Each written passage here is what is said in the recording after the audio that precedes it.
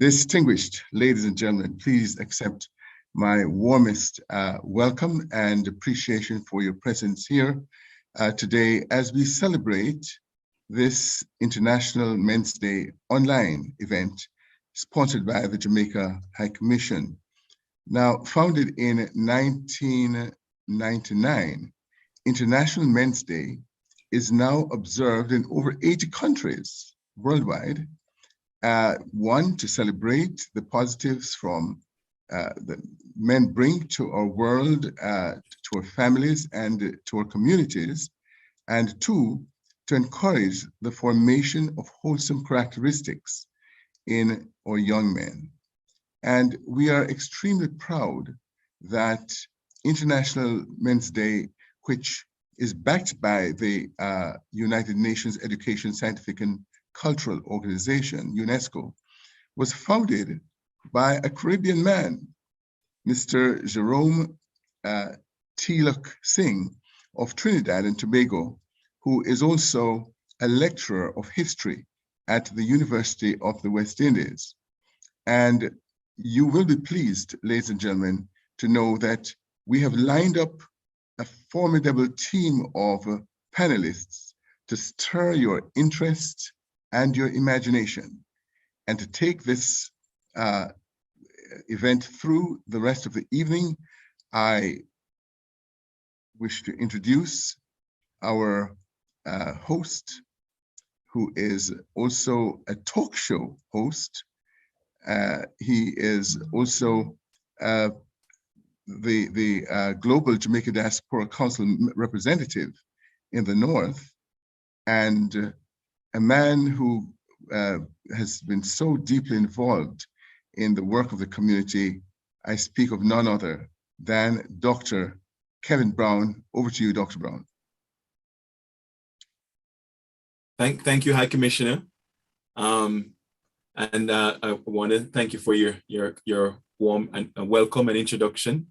I also wish to acknowledge the Deputy High Commissioner, Mrs. Patrice Laird Grant, the Community Relations Officer for the High Commission, Mrs. Vivian Seaver, my fellow panelists who I'll be introducing in a few minutes.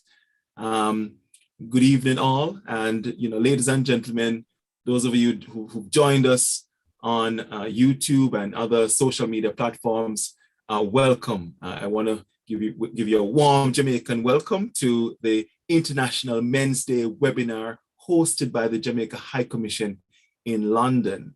Now, International Men's Day is a global holiday celebrated annually on November the 19th to recognize and celebrate the cultural, political, and socio-economic achievements of men.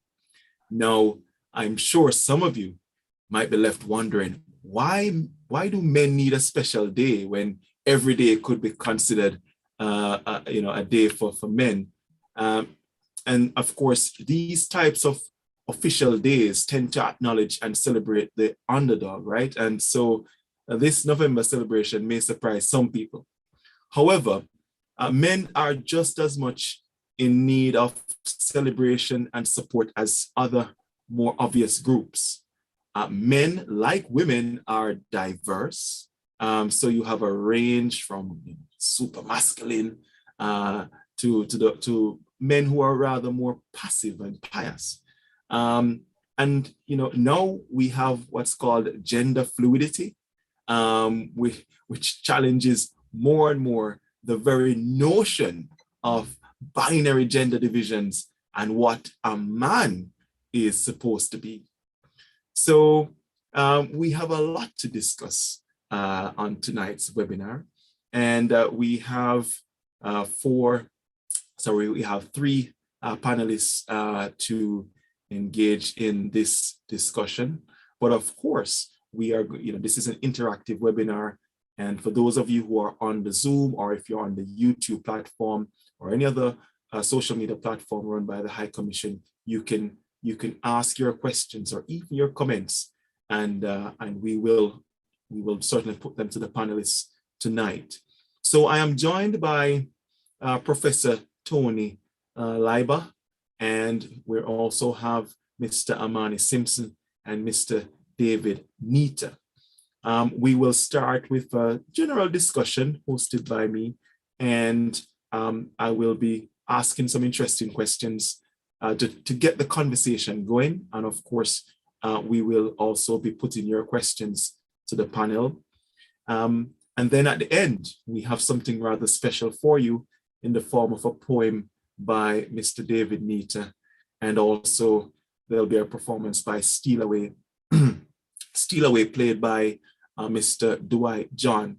And then we'll end with some closing remarks.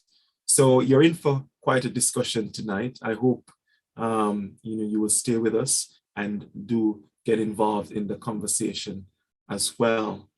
So let me start by introducing our panel. Our panel of three men, and of course, being Men's Day, we've taken the liberty to have a bias towards an all-male panel. So I hope you forgive us today for that. First up, let me introduce David Neita. David is a lawyer. He's also a published poet, a lecturer, and an international public speaker, specializing in law, cultural leadership, social change, and the arts. He's an advocate for human rights and an expert in organizational development and mental health. And we will certainly be discussing mental health tonight. David was nominated for Lecturer of the Year in Health Policy and Practice in 2018. He has worked with NASA, HSBC, and Oxford University, to name a few institutions. And he's currently touring the UK with his art installation as a tribute to the Windrush generation. We also have Professor Patrick Anthony Leiba, now emeritus professor. Professor Leiba actually started his career as a nurse, would you believe, in the 60s, working at Warlingham Park Hospital. In 1970, he was a staff nurse and a senior charge, a senior charge nurse, yes, at Bethlehem and Maudsley hospitals. And from nursing, he then ventured into academia, becoming a lecturer at West London Institute of Higher Education in 1984. He then subsequently went on to be a senior lecturer, principal lecturer, and in 2004 became a professor, a chair of the educational development, focusing on mental health at London South Bank University. He is now retired, but remains an emeritus professor at London South Bank University. And finally, our youngest member of the panel, Mr. Amani Simpson. He's an award-winning storyteller. He's a social entrepreneur and a youth coach. His social enterprise, Aviard Inspires CIC, exists to empower young people through personal development, digital media, and enrichment opportunities.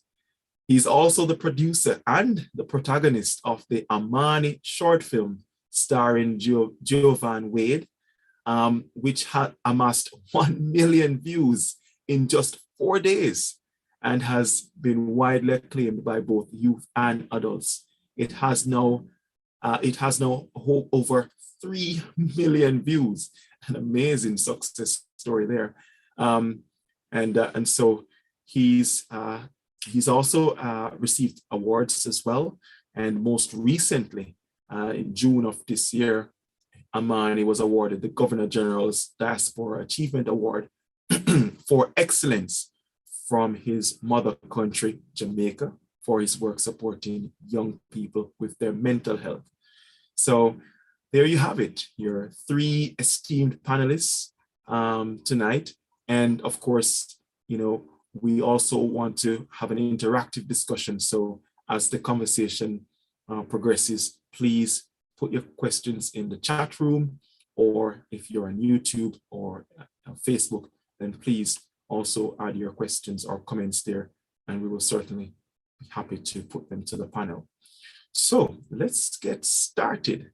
International Men's Day, I will ask each panelist to sort of give their introductory remarks on what does International Men's Day mean to them. Why is it important to have this day of reflection and to celebrate positive male role models and raise awareness of men's issues, right? Because we have many issues that oftentimes we don't discuss enough. So let me start by asking Professor Tony Leiba to start with his introductory remarks. Professor. Thank you very much, Dr. Brown. I'm really honored to be a part of this event and also to be sharing with all these variety of people, both on the panel and I know outside of the panel. And my focus is going to be men and, of course, Black men and emotions and feelings. And my aim broadly is to open up some of the views on how men in particular, and in particular Black men, are disadvantaged by not being able to focus on their emotions and feelings. For example, some research on stereotypes put forward negative views of Black men in film, theater, books, the advertising industry, and the social media, were depicted as angry, aggressive, hypersexual, dangerous, and intellectually inferior.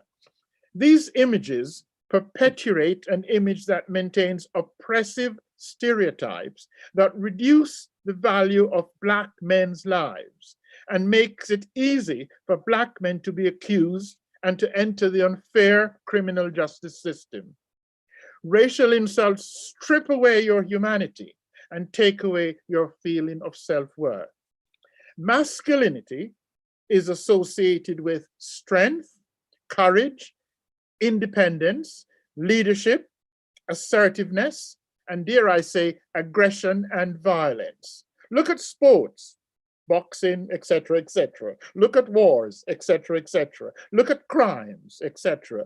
I'm not saying that Black men and men are doing all of them, but they're doing a considerably amount of these activities in society.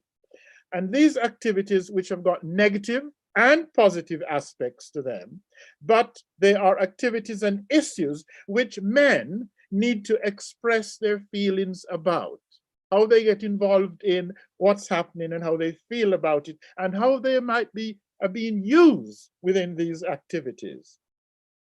Men are not educated generally to translate their emotional experiences into words.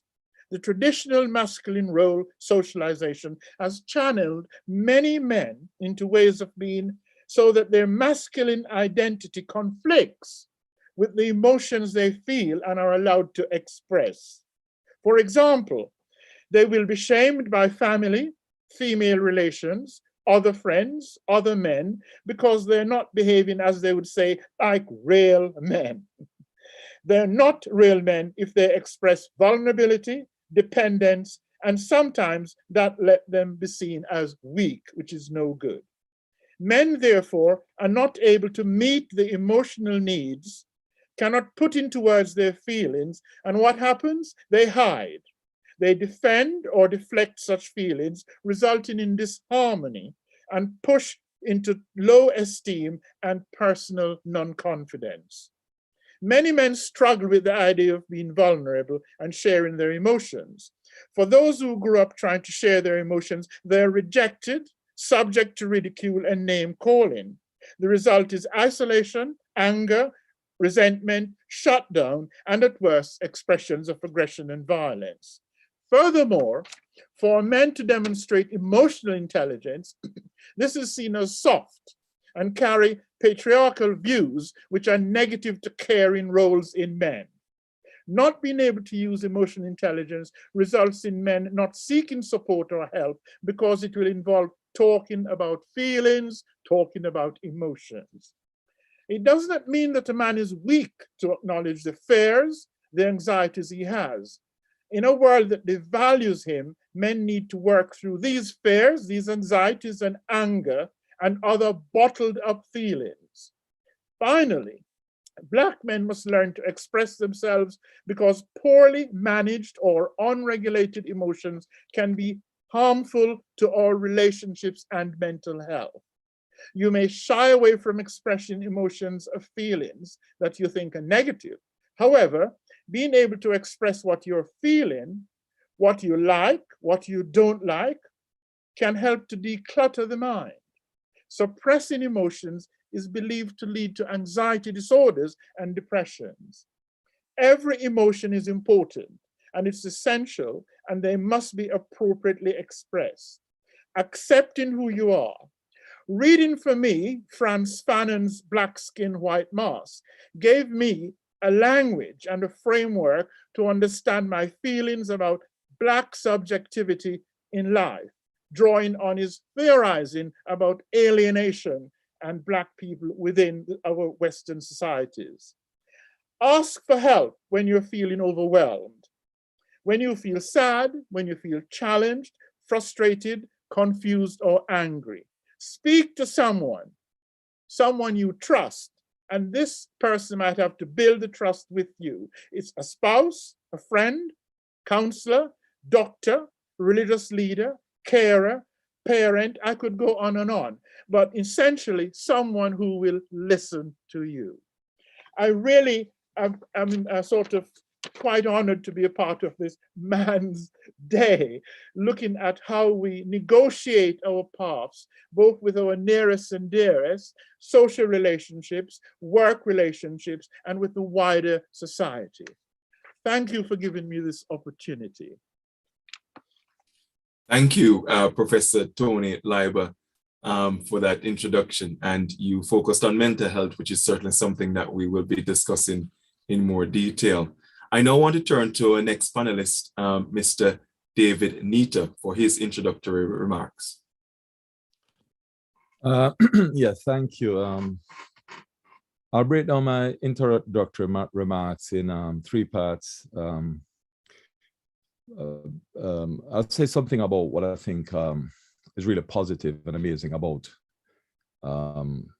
Jamaican men. I'll also say something about a deficit that we have that we need to address in terms of how we view manhood. I think that's the core of what I'd like to say, and I'll conclude. But I'll introduce with why I think this day is so important. It's an important day. We need to, men make up 50% of the world's population. And there's something that I think we can all observe and agree on in terms of how, for example, Mother's Day is celebrated as opposed to Father's Day. And you get an outpouring of love and gifts and warmth and appreciation from children on Mother's Day in a way you don't see on Father's Day. I think there's a reason for that. I think the reason for that is that we live in an unequal society. We live in patriarchal societies. We live in a society, generally speaking, societies across the world are sexist and misogynistic in many ways. And I think the children are seeking to redress the balance. And I think there's a sense that mothers should be compensated for what they go through. So the first thing I'd like to say is that one of the things we need to do to look at in our society is gender equity and how we look at different roles and how we pigeonhole genders into particular roles, like women do this, men do that, and so on. And I'm glad that we have some good examples in Jamaica of men who are not afraid to cook or plait their daughters' hair or walk their daughters to school and do things that would be traditionally seen as a woman's role. And that's one of the positive things about Jamaican men, which I'll come to. So I'll just open up by saying that, to consider why is it that there's an outpouring, more of an outpouring of love on Mother's Day than Father's Day. So therefore, there's a need for International Men's Day. Absolutely acknowledge that. There's also the need, I think, to balance the roles and expectations we put on people in our society and to come to some kind of equity and freedom of expression. Let me go through what I think are the positive things of Jamaican men. Something that I think are general attributes. Generally, in Jamaican men, you can generally agree, are generally confident. There's something we can take from that. I think we're doing something in our society and have done things in the past in our society that makes our young men confident, make our people generally confident. The other quality I'd point to is quality of leadership. I think that leadership as a quality is very strong in Jamaica. And you're called upon from a young age to lead, to take responsibility. And I think that people will pretty much, because we're so political in Jamaica as well, we're forced to think about leadership. Jamaican, you'll be still at a very young age when you'll be discussing politics. And whichever side of the political spectrum you come upon, you'll be expected to, you'll be asked like, what would you do? How would you lead? And so that's very much a trait in Jamaica. We have this trait of leadership. I think there's also a sense of beauty. And that's a quality I think you'll find in Jamaican men. We have a sense of beauty. There's something that says that, generally speaking, it's a general trait. There may be nobody else to do it. I'll have to do it. I have this duty. I think we got it in some of the songs we sang from primary school, secondary school. This sense of duty to nation, duty to family, duty to community is very strong in Jamaican men. So that's three things. There are so many more, but I just chose three. Let me go through three things where I think we need to address in terms of our manhood in our nation. I think we need to look at freedom of expression of vocation and occupation. I do understand the drive in Jamaican parents to try and push their children into the professions to be lawyer, doctor, engineer. And I think this has produced some amazing people working in the professions in our country. However, I think we've lost a great deal to allowing a child to develop their own sense of purpose, their own passions. And you'll meet, and if you talk to a lot of Jamaican men, a lot of them will say they were made to feel a particular way for liking certain things. Maybe liking art or drama, and so that's a nonsense. It's not going to take you anywhere. You're not going to make any money. I think we must change that now in Jamaica. I think we must encourage our children, our young men, to pursue the vocations, the occupations, the sense of purpose that they might feel. They might feel they have a particular strength, a particular flair in a particular vocation. We might not like it for them, but we should allow them. We should allow that freedom of expression and develop it, and get under it and support that, and not think, oh, that's a thing that women do, or that's a thing that's not a vocation for men, or you shouldn't be wasting your time drawing or going to dance class or going to drama class or whatever, or you're going to technical school, go and do the profession, or you're doing farming or whatever it may be. We should just encourage our children and our young men to do that.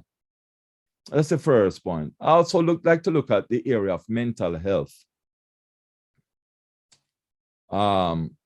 Mental health, and I think I'd say human ethics and sexuality. Mental health, first of all, we should be aware that we all have a mental status and we have a need to look after our well-being, and our children have that as well. And we must be careful how we manage their emotions and support that. Can't go into details on any of these because we have a time limit here. Sexuality. I think we must start to assume in our societies that a percentage of our population are going to belong to the LGBTQ community plus community. We must just make that assumption in every nation, right? then we must take away the stigma from it. And we must make young men feel supported in their sexuality, whatever it is. I think that's another big loss to Jamaica in the way the stigma that we have. At the same time, I will say that Jamaica is one of the most advanced countries in terms of our campaigning for human rights and for equality of the genders and different sexualities and so on. So we do have that history of campaigning for equality in Jamaica. But we must admit to ourselves that we do make the comments and we do have the kind of actions and we do kind of create stigma around LGBTQ plus issues. And I think that we must just assume that you're going to have a brother or a son or a daughter or a cousin or a father or a mother that will be LGBTQ. It's just part of what happened naturally in human affairs. And it must never be made. It must never be a part of our culture that anybody feels uncomfortable and is made to feel less than and is made to feel condemned for that. We must create that kind of leadership. We already have that strand in Jamaica. We must nationalize it and internationalize it as well. Remember, Jamaica is one of the first countries that fought for human rights at the international United Nations and all that. And then I'll come to ethics, which probably is one of the most important things, I think, in our nation in terms of, and it's not just for men, but for everybody, human ethics. I think we use the word ugly too much in Jamaica when we describe people. I think the word ugly should not be banned. I think ugly should only be used for characteristics and personalities. I think we must stop using that word for human aesthetics. I think we need to take responsibility in Jamaica and realize the damage we do when we level that term at people and notice who we often level it at. And I think men, we must lead in that charge of stop using that word to our children, to women, to anybody. That word must not be used. I think it's abusive word. It's rude and it's obnoxious. We must begin to see people the way God sees people. It's God's creation, our beautiful creation. I'll leave that and then I'll come to the last point on what I think we need to address, and it's manner. Manner. And the word, it's interesting that the word man is in manner. The manner of the man in relation to women. I can't talk long enough on this, but I'm just going to briefly refer you to all the instances of Jesus's relationship with women. And I'll actually post something in the chat where I gave a talk on this, just about the gentleness and the compassion and the love with which Jesus expresses relationship to women. I think it's very important that we start to look on those traits and teach our children, our young boys, how to be in relation to women. The regard, the respect, the love, the appreciation, the ratings we need to have for them. And finally, I'll close by saying that I mentioned some good traits of Jamaican men, but we're also healers. We tend to want to heal situations, no matter where we are, whether we're in Jamaica or we're in the diaspora. We're healers. And I think we got a lot of that prior to Bob Marley, but Bob Marley certainly gave us that model of healing. It was embodied when he did his One Love concert, when he held two opposing leaders, political leaders, and held their hands above his head and joined them in that kind of harmony and set an example for peace and unity. And we do have that healing spirit of Jamaican men. And I think we need to lean hard in on that and start to demonstrate that a lot more and teach that more about this healing of communities, healing of our families, healing of our nation and indeed the world. Thank you very much. I hope I didn't go over too long. Thank you, guys. Oh, thank you very much, David, for your comprehensive introduction. And we'll certainly, be looking at several of the themes that you spoke about.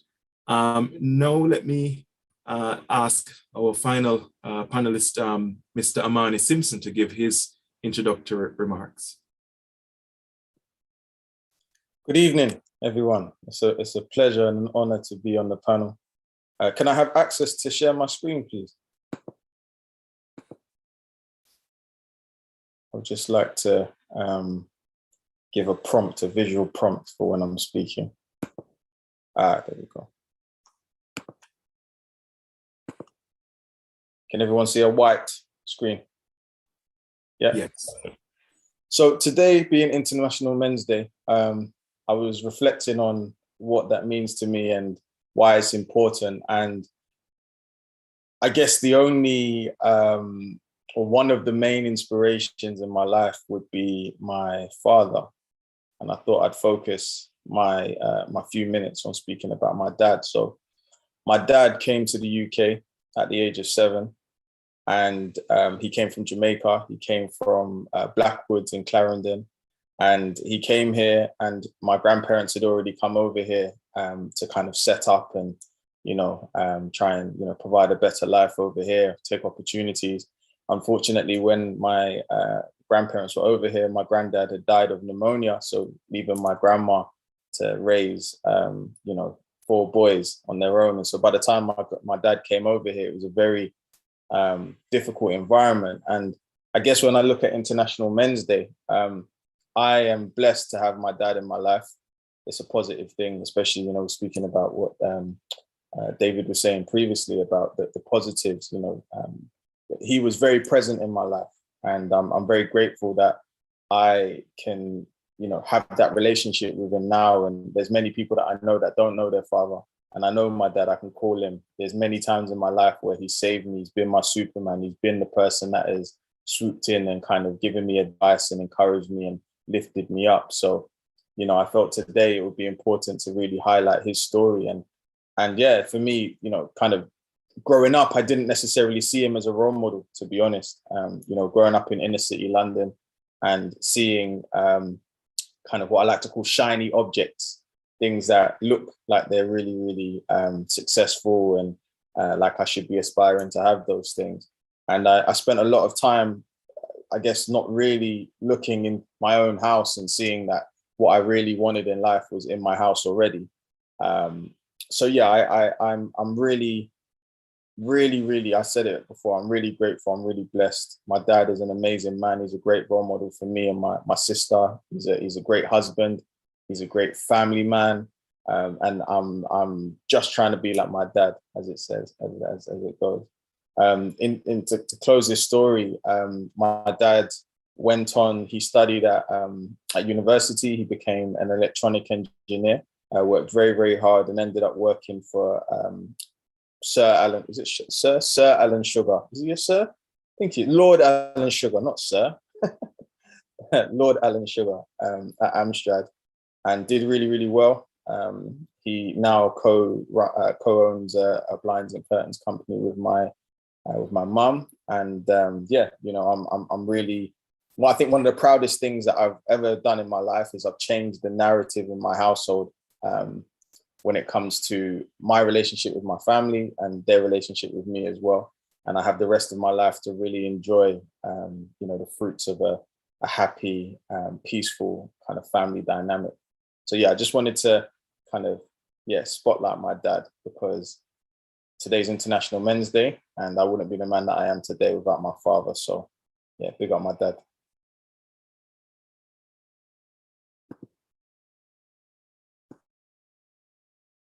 Okay, right. Well, thank you, Amani, for that touching introduction and, speaking about your father. Certainly the role of fathers is one of the topics that we will be speaking about on today's webinar. So there you have it. Our 3 panelists have spoken. They've given their initial thoughts on the topic. And as you can see, there's a lot to get through with respect to issues that affect men. I want to start on the topic of mental health. And there was an article in the Metro newspaper, an online article, which pointed to a study by youth charity STEM4. And this study was conducted on men 18 to 21 years old. And And it found that 46% of these men were currently experiencing mental health difficulties. Of those men, 53% had not spoken to anyone about their welfare. Over half of all the men surveyed said they wouldn't ask for help if they were experiencing poor mental health, with some adding that they'd feel less masculine for doing so, while others reported feeling ashamed, and 15% said they don't know how to ask for help. So, Professor Tony Leiba, in your introduction, you spoke very passionately about mental health. What is your view on the state of mental health amongst men, in particular Black men, where culturally, you know, there is a level of hypermasculinity that stops us from speaking about our mental health challenges? Have you seen any improvements over the years? And what are your recommendations as to how we could improve men's mental health?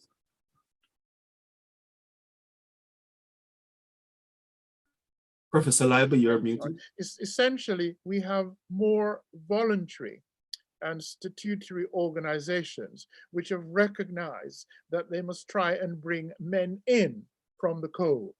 So the obstacles now is to equip our men to want to talk about emotions and feelings, because that's where the counseling or the help is going to come from.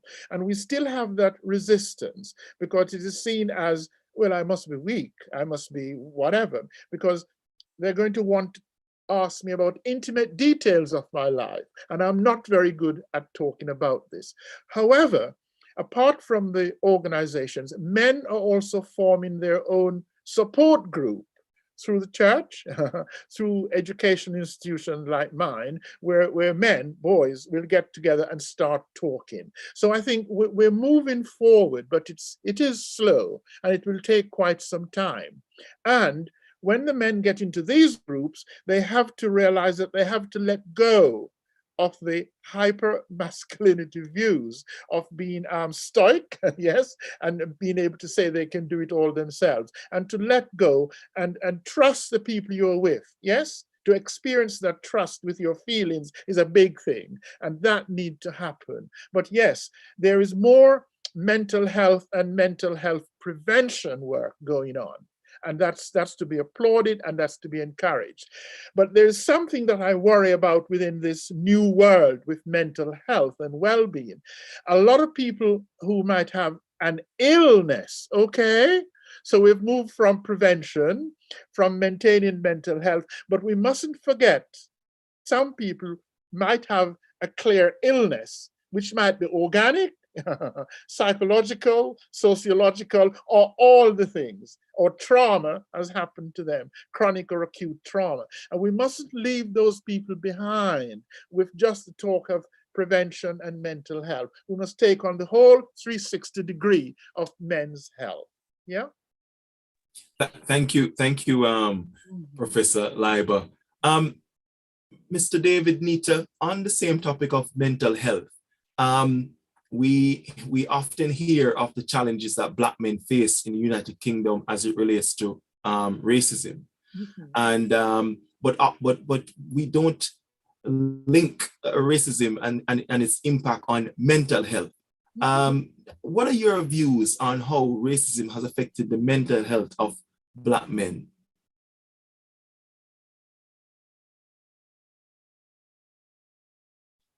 It's directly related. There is a report written here called "Breaking the Circles of Fear," where there's this whole thing of there's a circle of fear. The Black man or the Black community will have a fear of healthcare professionals, and the healthcare professionals have a fear of Black people.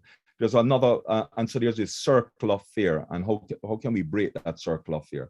There's also a report written called "Big, Black, and Dangerous," which talks about how a man who is Black is perceived to be bigger and always perceived to be dangerous. So he'll be given drugs that he doesn't even need, pumped with drugs, and also various cultural sort of expressions will be seen as something to do with mental illness. If you have a mental health service that has mostly white professionals and Black men are overdiagnosed because they're not understood in a particular way, and then once they're in the system, they're given sort of these heavy doses of drugs, then that's going to absolutely cause a problem. I actually work in mental health organizations, and I've done some poetry workshops, and I've had to ask them not to dose the men up when I'm coming to do my poetry workshop, just as an experiment. Because when they're dosed up, you find that they're drooling, they can't contribute, but I see a potential there, right in the eyes. I can look and I see it. And they've tried it, take them off the drugs, and then they see the most beautiful expressions of points and people articulating themselves and reality. So we're seen as people, we're big, we're Black, we're strong, that conversations don't work, and actually we're people, we have vulnerabilities. There's but there's this expectation that, oh, you're just get over it.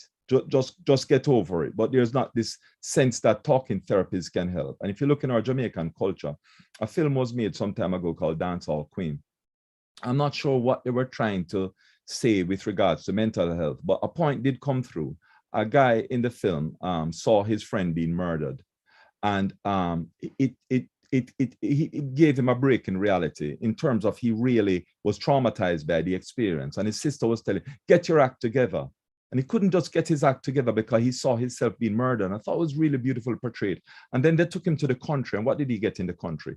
He got warm food. He got the love of his grandparents and so on. And that helped to heal him. And there's a professional in Jamaica right now called Dr. Wendell Abel, who has a home for people with mental health, and it's in the hills. They have great views of the whole of the landscape. They're cooked very good food. They're treated very well. I've done some workshops up there, and the community they don't apply any stigma to them. And so young men and so on experiencing mental health problems or look after, feel a lot better in that environment where they're surrounded with warmth, love, care. They can do some activities. They have good views, fresh air, and so on. And I think it's really important. But in a racist society, a Black man is not seen as somebody who can be vulnerable and can be given some care and some warmth and some conversation. It's just seen as dangerous. And that's why we need more of our people getting involved in the mental health care profession, because we understand more, because we all go through these difficult moments. So we can also apply some of the remedy that's needed. Thank you, David. And Amani, what's the state of play with mental health amongst young people, in particular young males? Have things improved? We're often in this country hear this term, the snowflake generation, where we sort of suggest that young people today are made of a softer kind of texture than before, at least in terms of their mental health. What's your view from a young person's perspective? It's a really good question. I would say first and foremost that things are improving because we're having the conversation, right? This is something that is now spoken about at primary school age, and it's part of the pastoral care in school, and there's national and political conversations around mental health, whereas in previous generations, from my understanding, that was never the case. As you mentioned before, it was very much like, just man up and, what are you talking about? The devil is in you and all these different things. Whereas now there's actually, kind of conversations around it. So I feel like the generations that are coming after, and the kind of current generation of young people, they will have a default ability to speak about their mental health. They will be empowered to do so because, it's just embedded into kind of their general conversation. Whether or not they feel comfortable to do that is a different conversation. It's about the environment. I think also there's a conversation to be had about how parents empower their children to speak about it as well. Because again, you can do a lot of work with a young person in school and create a great environment, but if at home they're not equally kind of being empowered to speak about their feelings or their mental health, then it can kind of be counterproductive to that young person. So yeah, I think in general, I'm optimistic for the future when I start having my children and obviously the young people that I work with now. I'm optimistic that some of the the structural things that were put in place to kind of stop men from feeling, or young boys in particular, from talking about their mental health will have been broken down. And I think also what's happening now is that with the power of social media, you know, a lot of these messages and a lot of influencers and different people are able to spread messages that are revolving around how they feel, and, you know, empowering young people to speak about their feelings and where they're at. So yeah, you know, there's lots of positives to look at. Of course, you know, there's always more that could be done, but I think we're moving in the right direction. Okay, thank you, Amani. I want to go on to the topic of gender fluidity, you know, which challenges the very notion of what a man is supposed to be. I'm going to start with Mr. David Neita, because you touched on some aspects of that topic, David. In terms of gender fluidity, you know, how I think in your introduction you were saying that we need to embrace, you know, gender fluidity and also a wider range of sexuality. But what's your view in terms of how our biological males, if I could use that term, if it's allowed, how are they coping with this current situation where one can define their gender? You know, you can self-identify in today's world what your gender is. What's your view on gender fluidity and how it's impacting the biological male and their perspective? I have some experience of having students who are defined as gender fluid. My students are American students, I have to say. So I haven't experienced this in the Jamaican context in terms of gender fluidity. And so in my classrooms now, where I teach students who travel from the United States to learn to do a semester abroad in the UK, I mostly have female students, and I just, if I have a class full of what I view and see as female students, I no longer say, good morning, ladies, and so on. I'll use a more neutral phrase like good morning, students, because I've had students in the past who are non-binary or gender neutral. I have to admit, it's something that I do not have an expertise in, except to say, because I do not want to offend, and I realize the great pain associated with people who are born with a particular gender and don't feel in that gender. And I've literally seen people break down, have mental illness around it, and people have actually been known to commit suicide because they're not, they just don't feel like the gender that they were born into. It's above my pay grade to understand, but it's not hard enough for me to understand empathy and the ability to not stigmatize and to not further hurt people. Okay, so that's on the gender fluidity side. What I did talk about as well was sexuality, which all of us ought to understand, no matter which country you come from or which country you live in, right? That there will be people who have different sexualities apart from heterosexuality.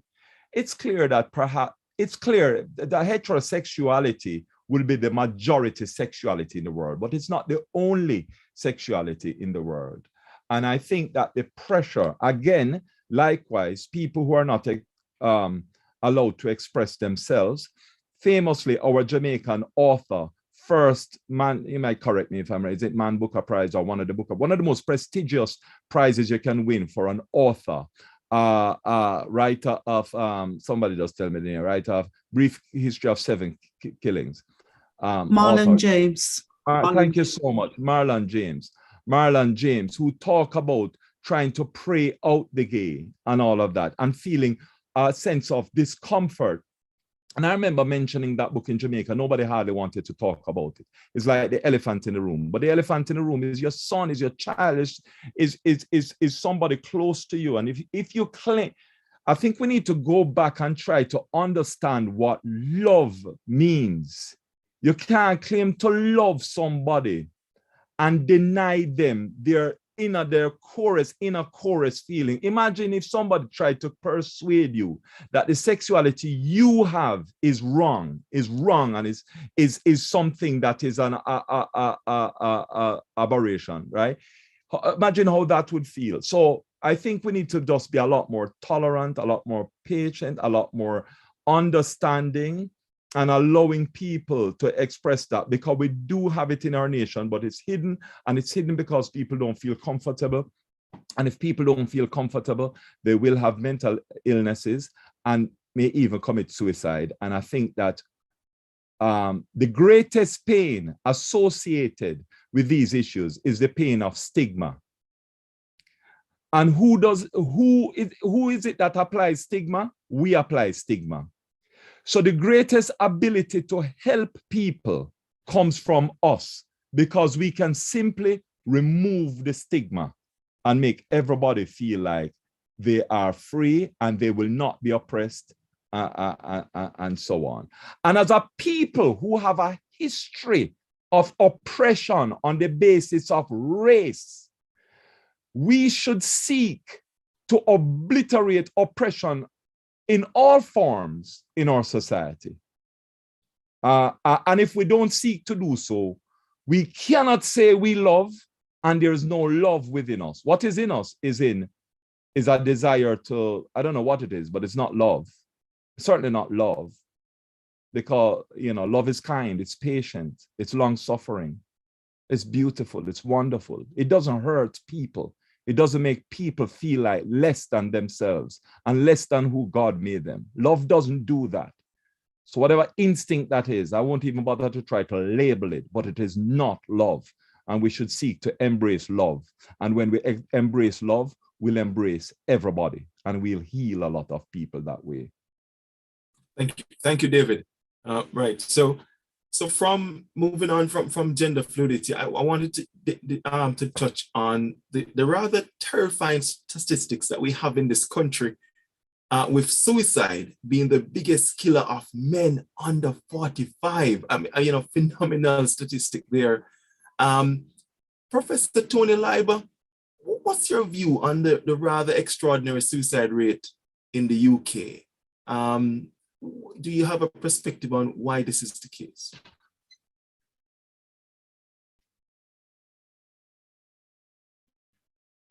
I think you're on mute, Professor. Yeah. Men and Black men are having this increase, and in those age groups, yes? And these are young people who are just developing their careers and their jobs. Now, there's great pressure on men within the society. Because of the role definitions and social control around roles and gender, the young men are being pushed into thinking, oh, I've got to earn extra in order to support a wife, in order to have the car, have the house, etc. But really, those things should be pushed out, because we want to get a more equal work within the sexes. Now, I think men get a bad deal in this bit. I mean, people expect them to take them out to dinner at a posh restaurant and to pay for it. I mean, that's extra pressure on men who are not earning much as yet. They're also expected to be treating them to holidays and whatever, and then rings and etc. I always say, if I'm going to give you an engagement ring, where is mine? You should give me one too. After all, we're going down this road together. So there's all that extra pressure, yes, on the men, which I think affects how they see through their lives. And then there's work pressure, unemployment, success, getting onto the right ladder and having things the way that society expects it to be, when really the chap might want to be in a different sort of profession, where he would extol caring values, not earning as much, but living a different sort of life. But there are pressures on. The advertising industry demonstrates this clearly to us every day. And is your house embarrassed? Is your car embarrassed? I mean, where are you going for your next holiday? All these pressures are being placed on the male to provide for these things.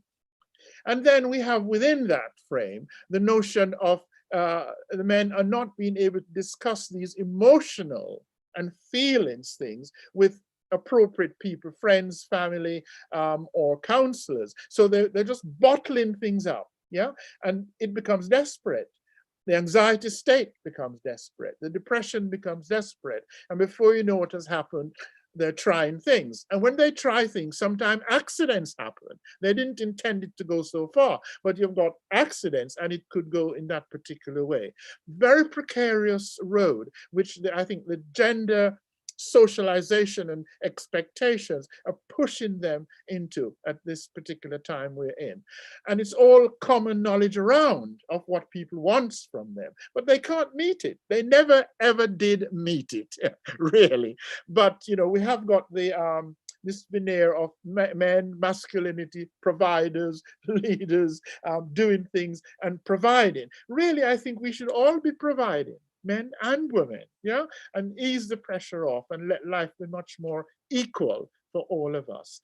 And then if you think in terms of the stresses around relationships breaking down, and people would say things like, I'm going to take him to the cleaners, or I mean, I want this and I want that. All this pressure is coming down. And with children, sometimes the law goes against me even getting a chance to see my children, or they take them away and whatever, and no more contact. A heck of a lot of pressure on men within the context of our society and these gender roles, and how people want us to behave and expect us to behave, and pressure, pressure, pressure. Okay. Thank you, Professor Leiba. Just to remind our participants, especially those on the Zoom and on YouTube, you can participate in the conversation by posting your questions in the chat room, and we'll be more than happy to put them to the panelists. In fact, let me just go to our chat room on the Zoom. I can see a question from Melanie. It says, the great irony for Jamaica is that homophobia was a colonial construct, a consequence of the racist homophobic abuse of Black men during slavery specific to Jamaica. Now, Jamaica was termed as a seasoning slave colony, so there's quite a bit of commentary here. But the question I think she wants to ask is, what is the panel's view on how educators in Jamaica can contribute to highlighting the origins of homophobia in the society and the importance of standing against it?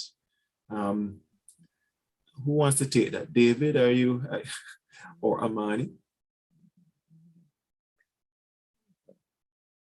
Shall I just, I mean, yes, go ahead, David. Yeah, I'm sure everybody will have something to say. I should just kick off with perhaps it's a kind of like a stereotypical thing to do. You reel out the greats, you know, is kind of one of the things you do.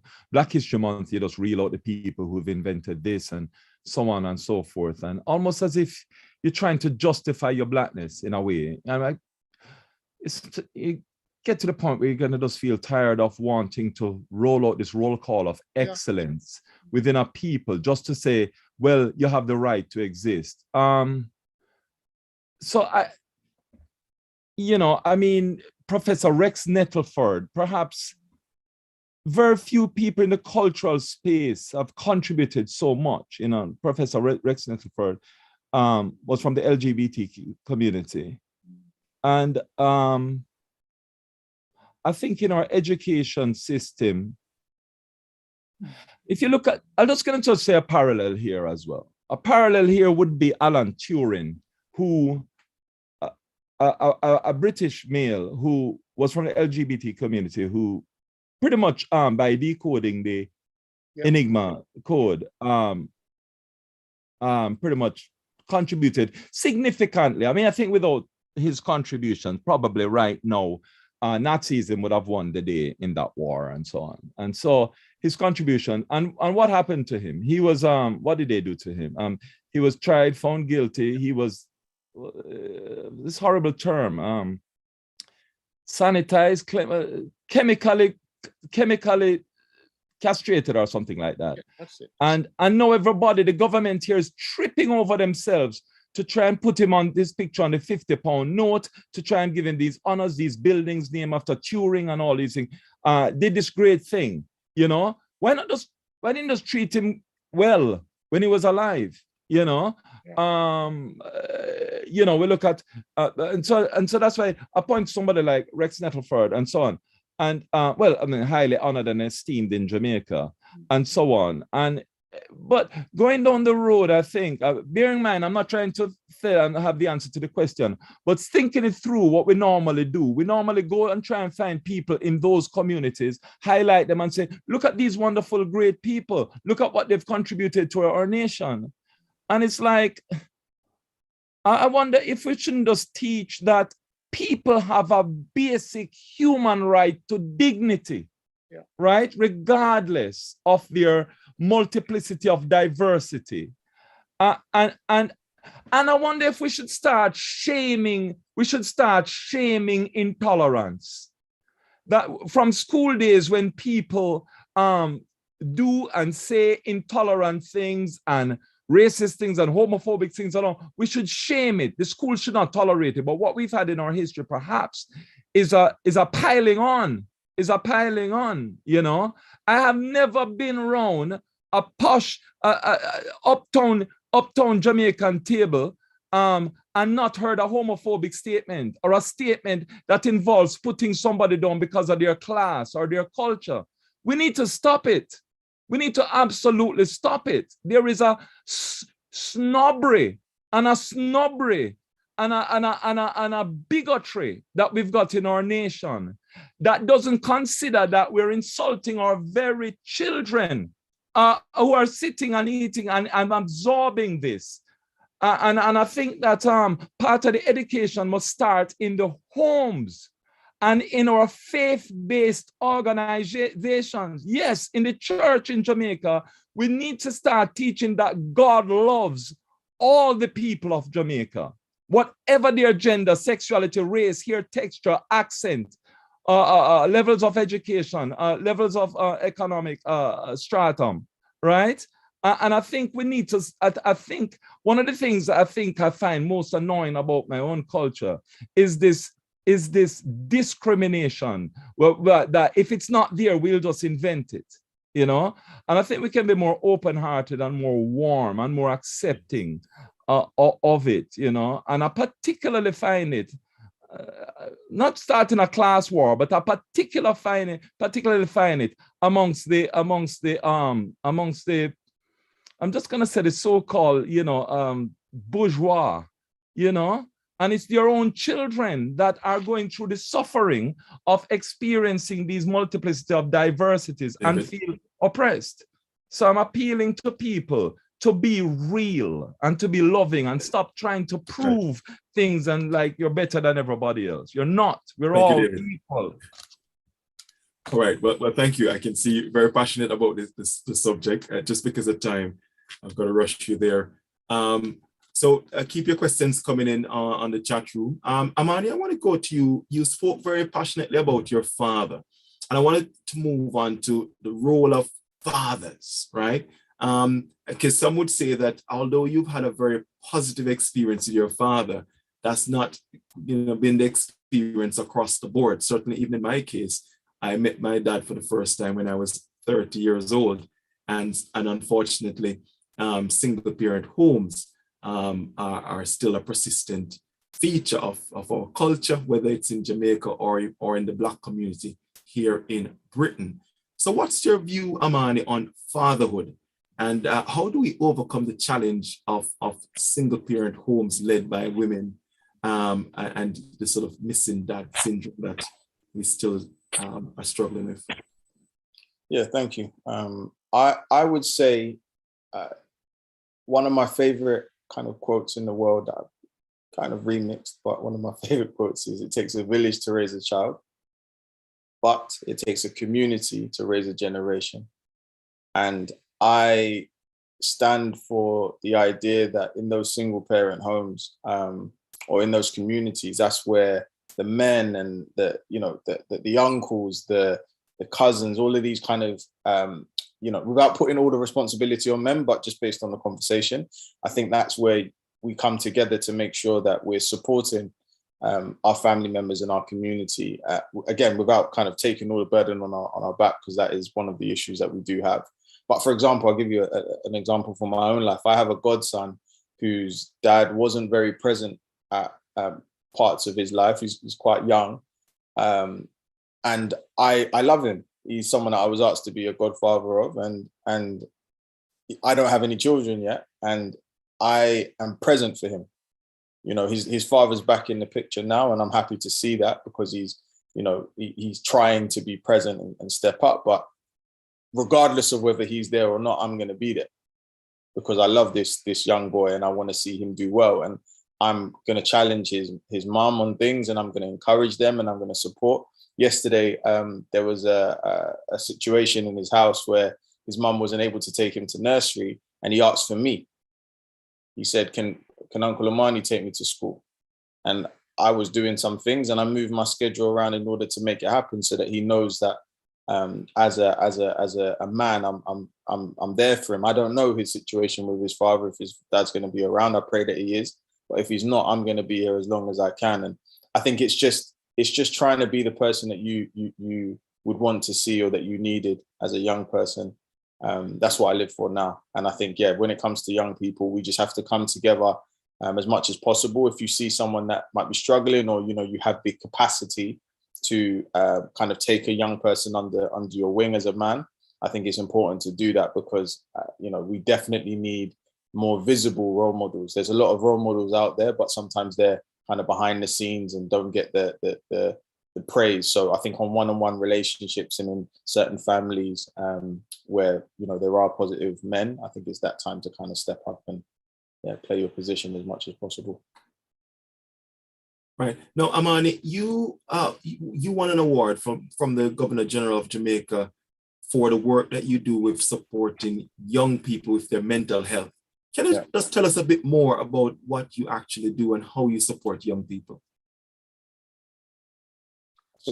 So last year during COVID, or prior to COVID, my main mission, or my main project, was to go around and share my story. So I got stabbed 7 times when I was 21, intervening in someone else's argument, and I created a film about it, which I'll put in the chat for people to watch if you want to.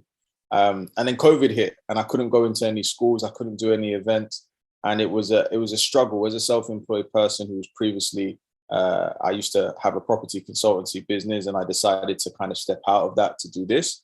I wanted to just support young people, and my manager actually said to me during lockdown, this is a time where you just need to serve people. You know, yes, it's important to ask for invoices and chase up invoices and try and look for different commissions and stuff, but that kind of act of service is the thing that will, number one, make people remember you, and number two, give you the most joy during this time.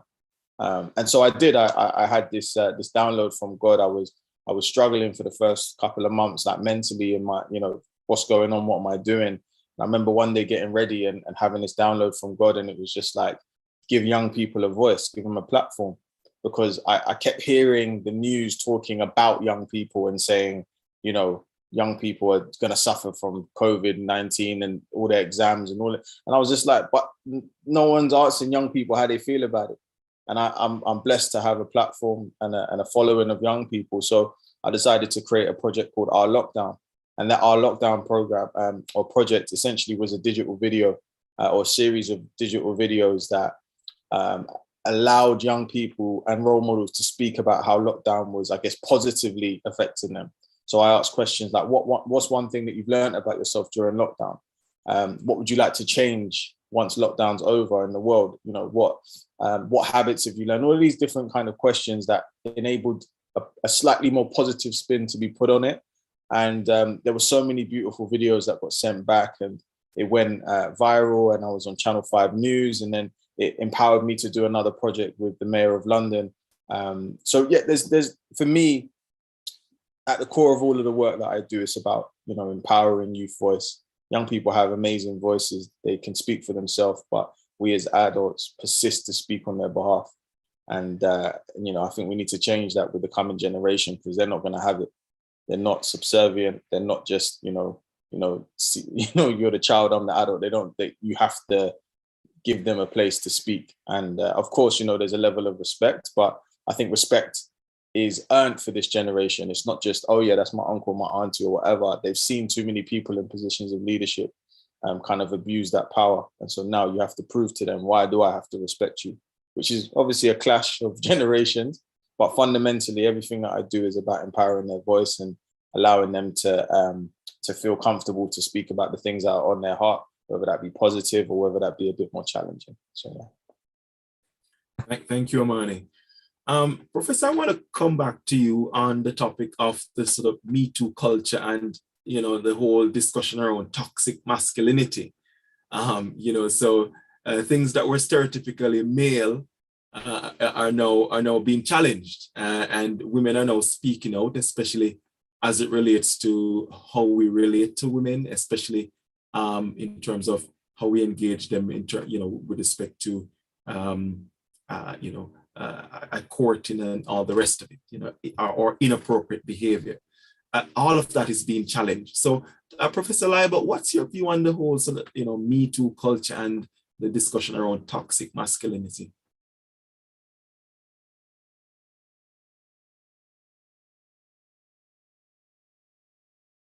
I think you're muted, Professor. Oh, good, yeah. Many women have been and are still experiencing the rough side of masculinity, where people feel that they've been over-observed, yes, and also even physically contact is made with them inappropriately. And also within this whole area, you have the notion of I can get what I want when people are palling up with their friends, or I've got these chat up lines and it will work, etc. But we need to, as men, to respect our mothers and our sisters who are also women. We all have sisters, wives, mothers, and vice versa. The women have brothers, husbands, and also fathers. So there need to be respect across both. But yes, this misogynistic ideas have been going around for quite some time, and therefore now things are being called out, and they must be called out. But it also happens with men too. They get abused also in similar situations and inappropriateness. So it's a broad spectrum that we need to look at. One area that I think we need to think about or consider is whether or not men feel so abused sometimes, maybe socially or psychologically, by women, because sometimes one feels that they're saying we're all, no good as men. And a lot of times some women tend to go away from their men for whatever reason. I know it could be real things happening, but this notion of providing for what people want, and if they're not getting what they want, then they too can become abusive, and it becomes a very contentious area, of course. And then, of course, you have to look at the thing about belief, or who is telling the truth, yeah, in these situations. And we've had quite a few cases, yeah, whereby people did not tell the truth or build stories that would endanger a man, yeah, and make things difficult for him. So, we need to really move to an area where there's respect and a sense of equality, yes, for both sexes in any interaction or relationship which we're going for. And I would say to many men, when the early years, without the job, the money, and the pressure, start somewhere. It's not where you start that's important, yeah? It's where you end up. So start somewhere and get your action together and think about moving forward. And don't just get sad about it and react with anger and react with abuse or trying to exploit others. Those sort of thoughts, yeah. Mm-hmm. Okay. Right, so I've got a question here from the social media platform. I'll put this one to David. Especially David, I know you're also involved in academia. This is a question from Michelle. She's asking, why does it seem that boys are not encouraged to aim for higher education while girls are?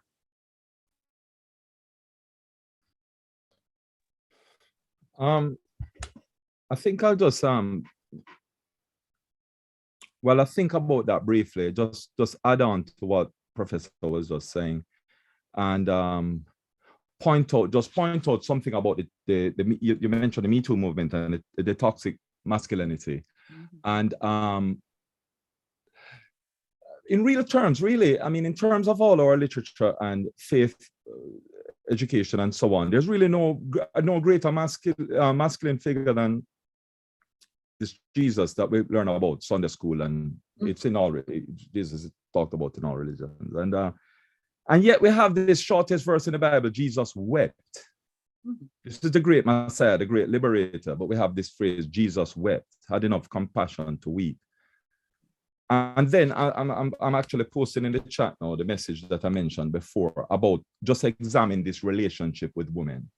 And we think of Jesus as this person who never talked to women and had this conversation. And I'd encourage people to just go back and read that story with the woman of the well and just listen and just reread that conversation about how that went and the warmth and the care that conversation was held with, and the dignity and the respect that was present within it. And I think there's something that we can absolutely learn from that. And I really think we need to jettison anything that's toxic masculinity and actually make women feel uncomfortable in that particular way. And also, the worst thing it could do, really, and we have to admit that we have done it in cases, is make a woman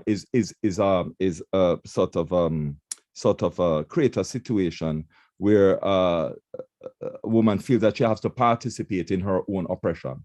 Because if she resents and rejects some of the banter and some of the harsh and crude banter, she's going to be seen as not a team player or whatever. And so she herself has to participate in her own oppression.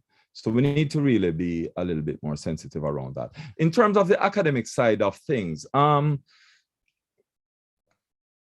Jamaican experience of being educated in Jamaica was to be pushed. I think there was an expectation that a girl would always be the brightest in the class. Maybe that has something to do with stereotype, that a boy would be the clown and giving jokes at the back of the class and, engaging in extracurricular, playing for the school football or whatever. But I do think that it comes to how we understand the rounded education and development of our children. And one of the things I think that we did in our society in terms of not seeing the ability to have a rounded education. So somebody could be good at sports, but still be academically good. And in my time, and I think I have to give credit to those parents who definitely have this rounded ability, who sent their boys to learn to play the piano as much as to play football and expected them to do well at school as well. To have this thing that, I mean, if you think about it, our mind can process 100 million megabytes of information per second, and we don't use most of it. And if we challenge ourselves, we can be so bright at so many things and actually have many interests and so on. So wherever we have fallen down on that, of expecting girls to be brighter than boys or whatever it is, I think it wasn't really my experience.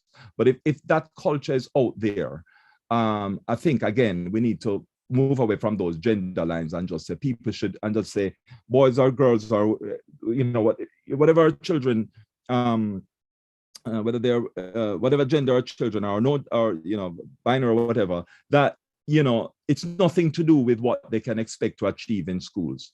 Just remove those limitations.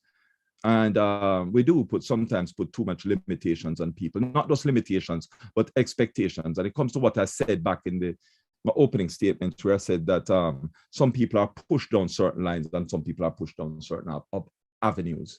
And I think it's just an open road. Let them find a path for themselves. Khalil Gibran talked about your children are not your children. They come from you, but not through. They come through you, but not from you. Some kind of thing. And actually, you should just kind of let them go, and then you support them. Let them go. Let them find them where you support them. So that's pretty much a potted answer to that. Thank you, David. And just continue with the questions, just so we're going to get through a few questions. So just going to ask the panelists to keep their answers quickly before we move on to the final section of the webinar. I guess we can put this one to Amani. Amani, there's a question here from C. Again, this comes from a social media platform. Is it true or a stereotype that Jamaican men are bad fathers? Man. I would say, from my perspective, it's not true. From my perspective, it's not true. I would say that to society, or some society, wider society, that's the perception. That's how it comes across. And I think that unfortunately, some people then begin to believe that that perception is real. So I don't know statistically what it looks like. I don't know in terms of, how many fathers are in young people's lives. I don't want to say anything that, I can't back up, but I know many Jamaican men that are amazing fathers, and that's all I can focus on. And I think a lot of this is about your perception and what you choose to believe. And I choose to believe that the men of my mother country are amazing men that stand up and want to be present in their community. And so who am I to talk bad about something that I don't know? Because all I know is amazing men that have constantly gone above and beyond to be present for me and to love on me, and similar to some of the comments that were made before, no matter what I presented throughout life, I've been forgiven, I've been embraced, and they've helped me to be a man. So can't talk bad about my fellow Jamaicans, and I don't know, that's what I'd say. Thank you, Amani. And another one here from Alan. It's an interesting question. I'll put this to Professor Leiba. Professor Leiba, the question says, does the host community, so I guess referring to the host community being the British society, does it deliberately engineer it for Black women to belittle and denigrate Black men? Well, I wouldn't say the host community deliberately do it, but within the notion of stereotyping Black men, from the mental health picture, remember we have that, big, tall, aggressive, dangerous exists. And then of course, the notion that they're going to be bad boys. So you get these stereotypical things. But do remember, as a Black man myself, and mixing with many Black men, they're just as ordinary as any other group of Black men, of men doing all sorts of things within the society. But stereotypes and labeling does go a long way for people's worldview of our Black men within the culture. And I think perhaps sometimes even our own people from the Caribbean or Black groups are not always forthcoming to support us when things go wrong. A lot of blame takes place and people opting out of taking responsibilities. And also we're seen as deviant or errant or not earning what we should to support our people. So there are stereotypical things moving around, but that's not the true picture, because I am one, and I know hundreds who are good fathers, are good men, and are doing wonderful things. And they're no more or less involved in what would say the negative side of crime and the criminal justice as anybody else. We get all the groups doing all sorts of interesting and bad and illegal things around. So to scapegoat my lot, I think is unfair. I also feel that with sometimes mothers might give children the feeling that their fathers are no good for whatever reason, yeah? And that's a negative thing that comes across with, I think, two families I know where I think the way in which they talk about their men folk to me is quite negative. And I would sometimes intervene if I have a chance and say, look what you're saying. They can't do more than one thing at a time. They don't maintain punctuality. They have to go off to do A, B. And I sort of say, well, really, you have to look at the thing in context. What's happening here? Are your needs being met or not met? Why is this coming up? His needs being met. You need to get him talking to you about where things are going. So yeah, it's unfortunate you get stereotypical language and conditions being perpetuated throughout the society. But I don't think they're any better or any worse than any other male within the whole world, which we have. They're all up to interesting things. Yeah. So, whoops. Yep. Mm-hmm.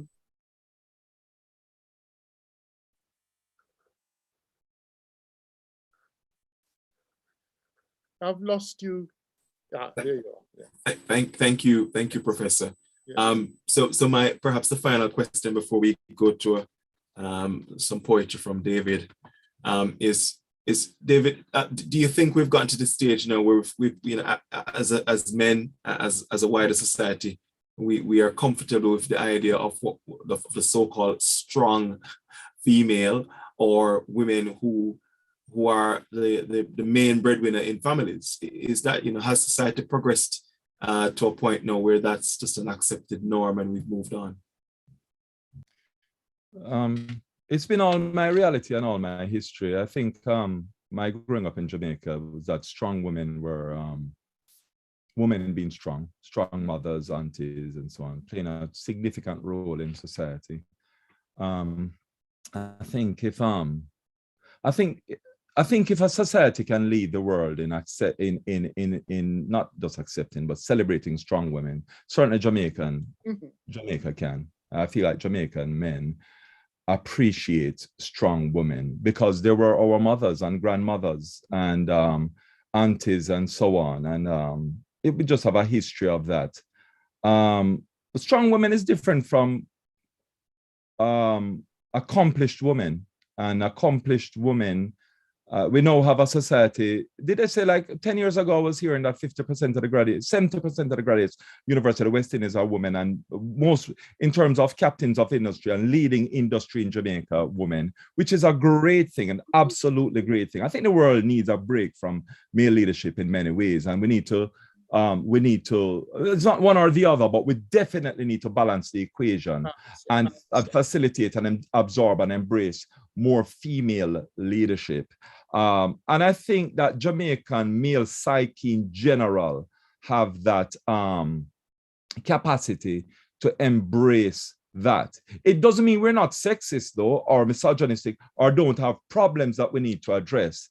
And coming back to the point about this question about Jamaican men seen as bad fathers, it's an absolute lie. It's an absolute lie. It's a lie from the pit of hell.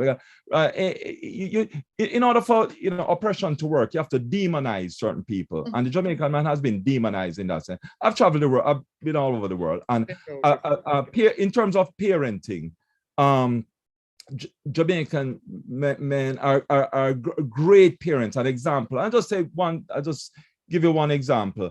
I've invited many people who are not from our culture to the homes of Jamaicans abroad and in Jamaica. And without exception, there's always a feedback of having goose pimples at the way our children are being parented and loved and supported and so on. And a lot of, let me just tell you this, in the white world, or be it in America, Canada, UK, there is a huge level of neglect that we wouldn't even begin to understand in Jamaica of their children. So in terms of fatherhood, we're not perfect, but we can teach the stuff. We can teach the stuff. And in terms of motherhood and parenthood and so on. Again, I will not say it's perfect, but we do have amazing examples of brilliant parenting in our nation. And nobody should try to tell us otherwise. That was my point. Thank you, David. Well, on that rather positive note, we have to end it there. But before we close out this really interesting conversation that we've just had, we want to ask David Neita if he could give us one of his poems, and then after David, we will have Mr. Dwight John doing "Steal Away." David. There is a river. There is a river in you, so pure and true. And in a world of war and sorrow, your river needs to flow. Do not dam your river. Let no one dam your river. Do not dumb your river. Let no one plumb your river. Just let your river flow. Let peace and harmony grow. Let your goodness flow like a stream. Bring to the world a utopian dream. There is a river deep down inside of you, a river so pure, a river so true. Open up the floodgates of your heart. You will be the first to make this bold start. Thank you.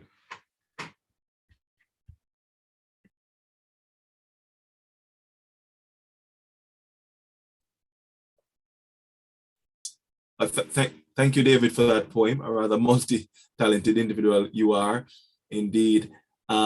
So now we go to an item by Mr. Dwight John. performing Steal Away.